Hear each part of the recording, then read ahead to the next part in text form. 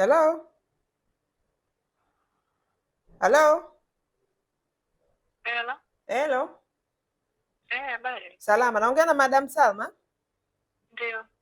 Unaongea na Joyce Kiria hapa wa Dada Center. Habari. Habari salama za kwako? Salama.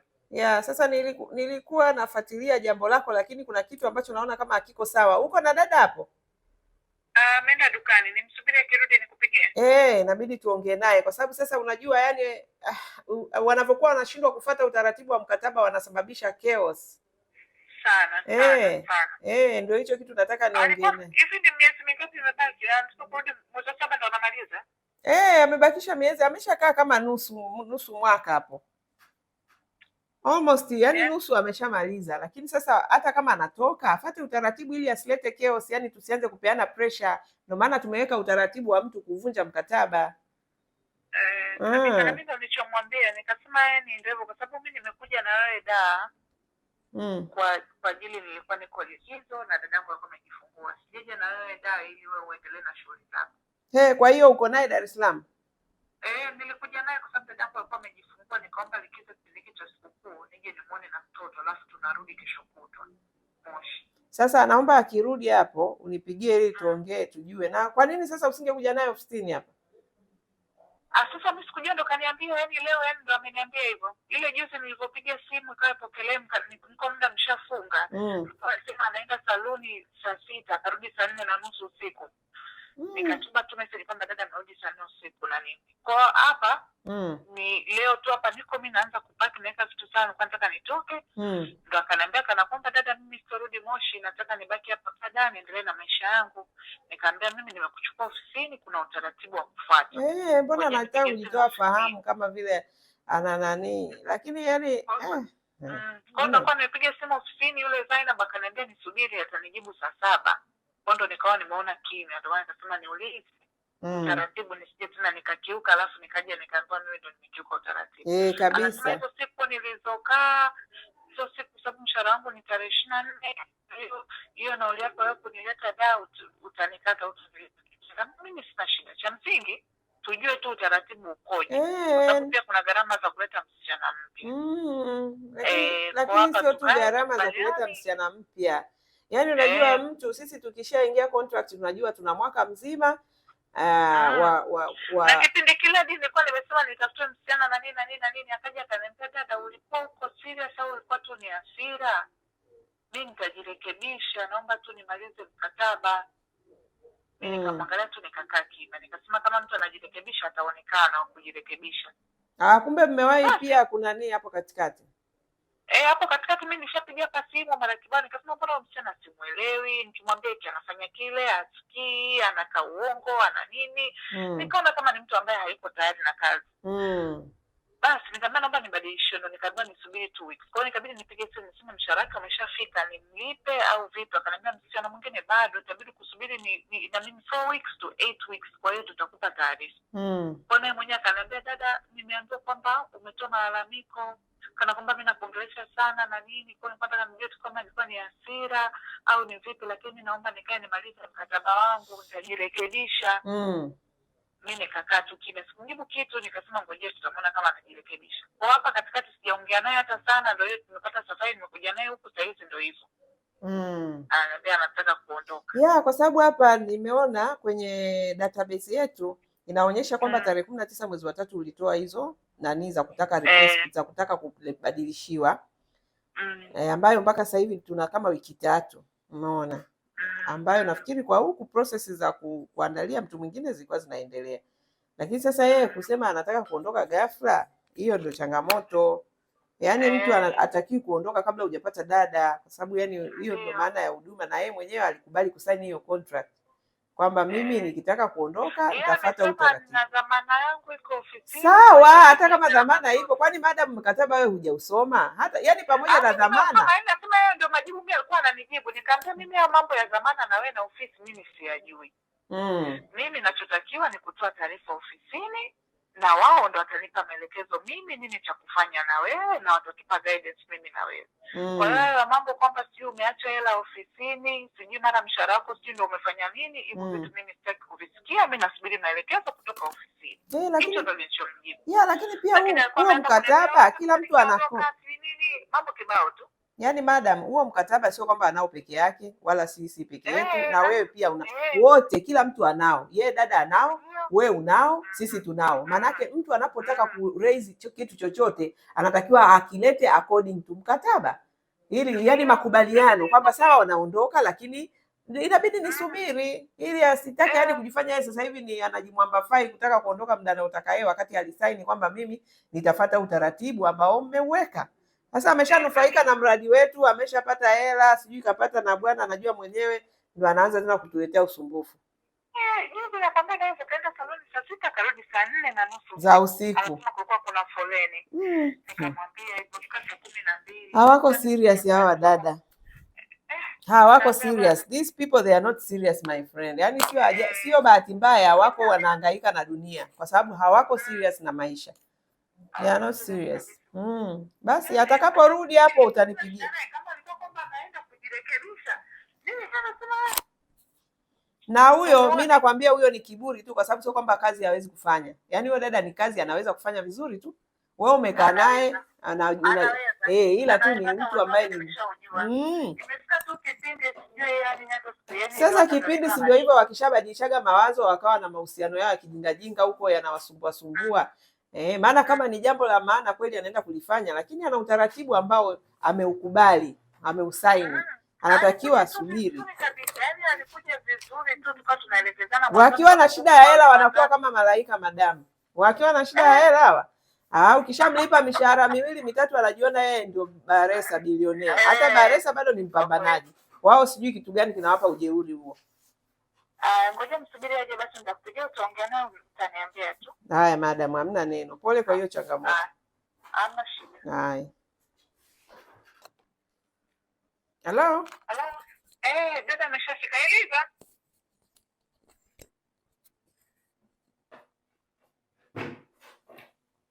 Changamka basi.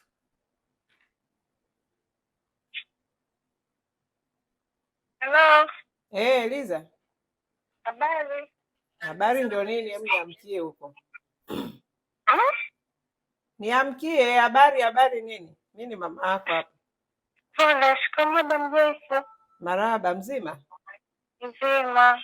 Sasa mbona Eliza tena unaanza kuleta taharuki ndugu yangu? Yaani sio kwamba taharuki. Ila ni nini? Anataka tupamoshi tena kuna Naweza nikaa niko nimefika wakati nimwambia tu nimechoka. Unasema? Sio nimechoka, sio taharuki, siwezi kutoroka wala kufanya chochote kile kibaya. Sasa si unatakiwa utoe taarifa? Yaani unatakiwa utoe taarifa, notice ambayo iko kwenye mkataba. Yaani unafuata yale maandishi ambayo tumekubaliana, kimakubaliano kimaandishi. Hatukatai mtu kuchoka, hatukatai mtu kuacha kazi, lakini ndio maana tumeweka utaratibu. Ili nini?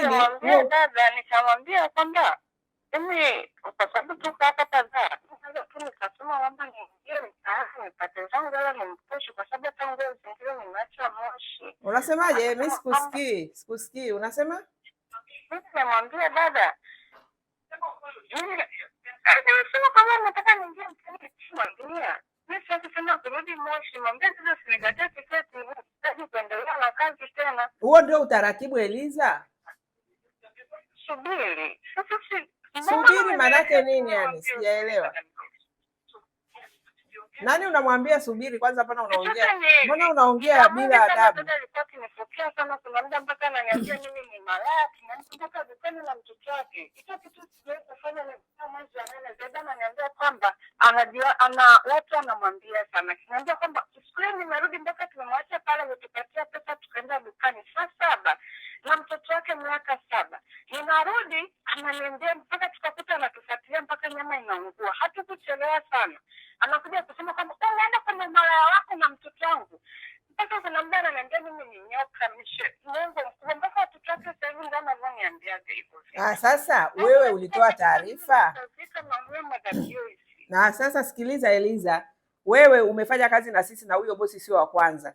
Na wewe unajua utaratibu wetu na umekaa kwenye training. kuhusu mabosi wanaowatukana matusi na kuwadhalilisha aidha au kuwapiga, tumeweka utaratibu kwamba bosi akifikia hiyo hatua, wewe pia una haki ya kutoa taarifa. Nilishampigia Madamu Akila. Madamu Akila aliniambia kwamba utaka, nilimfuatilia nikamwambia Madamu Akila, kwani nimpigia simu anapokea yeye. Ulimwambia nini? Hata Busoko pia alishatoa malalamiko kwamba anaongea sana. Baada kuna siku moja dada ameniambia fungasha vitu vyako uondoke. Nikamwambia samahani. Akaniambia kila siku msamaha wako ni unafiki tu, Mungu mkubwa. Nikamwambia Madamu Akila, nikamwambia Madamu Akila, kila siku imekuwa ni shida hizi, hata tutake sasa hivi nakuta hawaniheshimu. Yaani mtu anambia kitu ni uongo mkubwa wa shida nyoka. Mpaka nikikwambia sasa hivi sijui nakaribia kutoa ngapi. Yaani hapa kanisani wangu inajaa machozi sana. Mama ananifokea sana mimi malaya na Elia sana. Ananiambia Elia tumisa bote machozi. Elia mpaka pasuke. Nisikata tu Madamu Jessica mimi nachoka. Sasa yani sikatai kuchoka. Nani Eliza? Mimi sikatai kuchoka na wala siungi mkono mabosi wanaowatukana wadada, kwamba kama anaona we ufanye majukumu yake vizuri, anapaswa atupe taarifa ili tufate utaratibu wa kumbadilishia dada, lakini sio kukutukana na kukufanya uwe ushindwe kufanya majukumu yako. Mimi bado narudi pale pale, swali langu ni kwamba ulitoa taarifa ya matusi unayotukanwa ili ofisi impe Madamu Akila anajua kila kitu. Mpaka mara mwisho aliniambia kwamba jiondoke zako. Mpaka Madamu wako alishasema kwamba tunamfanyia mafundisho pale, kama unapokuwa umekosea shuka muombe msamaha. Lakini ni kama msamaha naambia ni uongo, sio ukweli. Sasa okay. Sasa hebu kwanza nani Akila, umemsikia dada anasema kwamba ametukanwa na matusi na bosi wake na alishatoa taarifa hapo ofisini? Nimemsikia dada aliwahi kupiga simu akiwa na kama miezi 4 hadi watoto wake wananipiga mimi. Watoto wake na namwambia hata yeye watoto wake. Ngoja kwanza Akila anasema nataka kujua kama hiyo taarifa uliripoti ofisini na ofisi walichukua hatua gani? Huyo alipiga simu akasema kwamba bosi wake ni mkali. Nikamwambia bosi wako anakuwa mkali kwa sababu gani? Maana yake bosi wake mara mwisho nilipokutaka nikamwambia kama wewe tulia kwanza hapo, nasikiliza hapa. Alikuwa bosi wake ameshatoa malalamiko sana kwamba dada yani anamsumbua na kiburi, ni muongo. Haina shida. Na anashindwa kufanya majukumu yake vizuri vile ambavyo inatakiwa. Kwa hiyo mimi tayari pia nilikuwa nimeshaongea na dada kwamba ni kwa nini unashindwa kufanya majukumu yako, na hiyo alikuwa amepewa ilikuwa ni last chance baada ya kuombaga msamaha hapa. Nikamwambia unaichezea hata last chance ambayo ulipewa kufanya kazi. Lakini mtu akishindwa kufanya kazi ndio atukane matusi? Yaani umemsikia hapa anachosema na yuko na bosi wake. Sasa huku yeye akusema mara mwisho nilipokuja nikakwambia tulimpatia simu. Sasa tumpige tena. Nani? Eliza, watu watanichoma sasa, sijakataa tena mimi muongo, sikatai, lakini nakwambia ukweli. Sababu za ukweli na uongea ukweli. Ukweli ambao nakuelezea, mbona unaelezea sasa mama kama unaongopea? Nani? Hebu mpe simu bosi wako.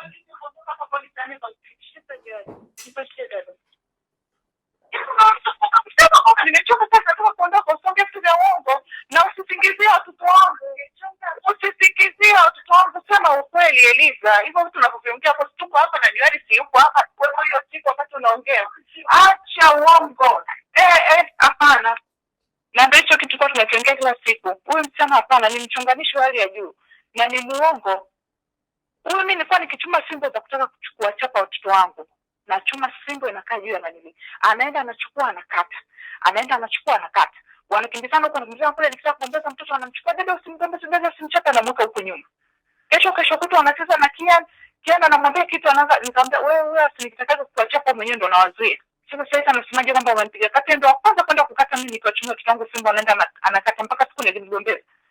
Sasa madam, sababu watoto wangu mimi mwenyewe niache. Kwa nini naongea vitu vya uongo? Madam. Na nimekasema sikutaka kuingilia. Madam. Yaani vitu vya uongo sijaelewa kwamba anaposema unamtukana matusi hayo ya nguoni, unamuita malaya na mbele ya watoto sijui mpaka wanamdharau. Yaani hivyo ndio vitu ambavyo unasema ni uongo au? Ni uongo. ni uongo. Mimi sijawahi kumsema Eliza kama hajakosea kitu na kama hajasema kitu ambacho sicho. Eliza ni yule mtu utakuta sahani imevunjika atakwambia imepasuka yenyewe. Yani tuje mimi nataka kwenye matusi ndio issue kubwa hapo. Sijawahi kumtukana mimi Eliza mbele ya watoto wangu, na mgombezaga mbele ya watoto ndio, lakini kumtukana matusi yangu ni sijawahi.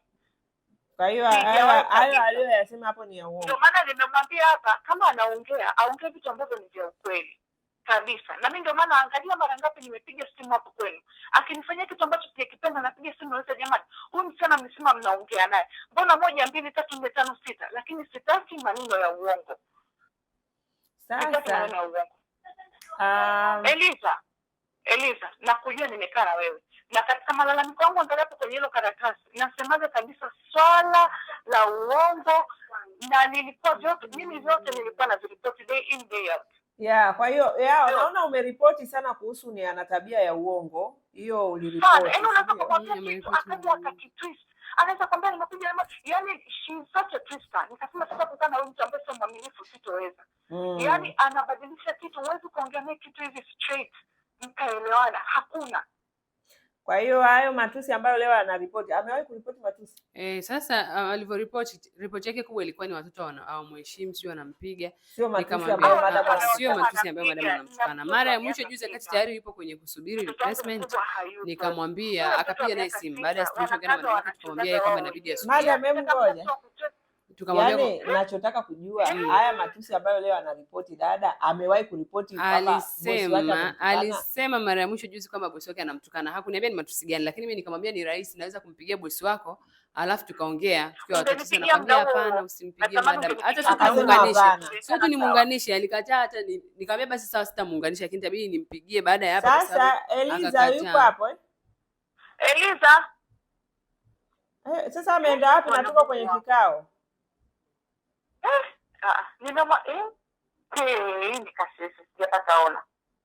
Tuko kwenye kikao, kaenda hapa. Urudi hapa, naomba urudi. Yaani inabidi akae hapo, yaani kwanza hiyo sio heshima.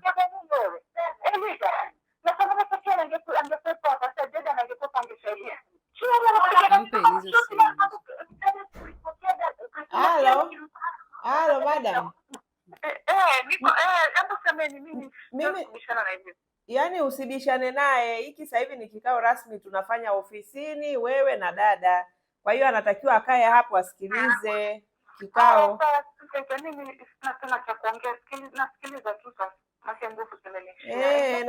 Nataka awepo kwenye hichi kikao. Eliza? Yupo hapa? Yupo, lakini nataka tusikie pia sauti yake. Unatakiwa usogee hapo ukae kwenye kikao, na hichi ni kikao rasmi, naomba ukae kwa heshima. Huu sio muda tena wa kuendelea kubishana na bosi wako. Sawa sasa kwanza hapa Akila nimemuuliza umewahi kumripotia kwamba bosi wako anakutukana hayo matusi uliosema leo? Anasema hukuwahi kumwambia, na alikwambia ampigie bosi wako awaweke kwenye conference kama hivi tunavyoongea hapa wote, ukamkatalia. Kwa nini ulikataa? Kama kweli bosi wako alikuwa anakutukana hayo matusi, kwa nini ulikataa kila asiongee na bosi wako, msiwe wote kwenye simu ili useme hayo matusi aliyokutukana? Kwa sababu sisi hatupendi mambo ya yani mambo ya kusikiliza huku na huku. Sisi tunapenda jambo limetokea, tunakaa wote pande zote tunaongea, inajulikana nani ni nani. Sasa wewe kwa nini ulikataa? Alafu leo unaongea matusi makubwa hivyo kwamba madam alikutukana, lakini hujawahi kuyaripoti ofisini. Na hata ulivyosema umetukana au kusema ni tusi gani, na kila alivyosema basi nampigia madamu wako simu tuongee pamoja, ulikataa. Sasa hapo unatengeneza mazingira gani Eliza? Bosi wako ameshawahi kuripoti sana wewe ni muongo.